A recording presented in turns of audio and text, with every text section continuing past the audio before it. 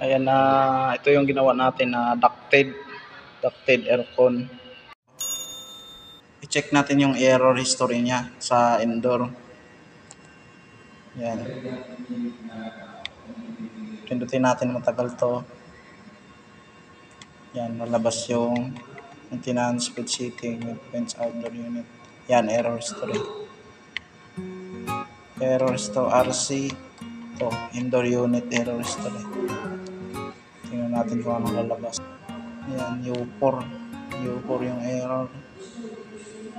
Yan, saka 8A011. Yan.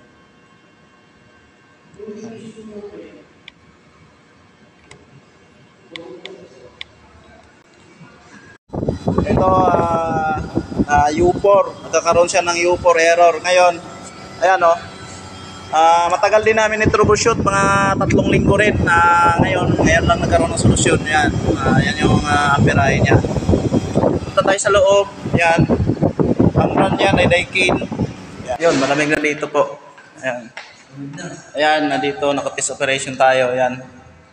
Yan, wala tayong nakikitang error. Saka ito, pag abnormal, nagbi-blink yan. Naglalabas yung error na U4 saka E011.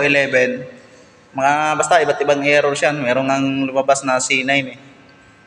Ayan, naka-test operation tayo kasi bago lang natin pinalitan ng outdoor board. So, kailangan pagkatapos mo palitan ng board, i-test operation mo. Ayan, check mo kung may mga error pa.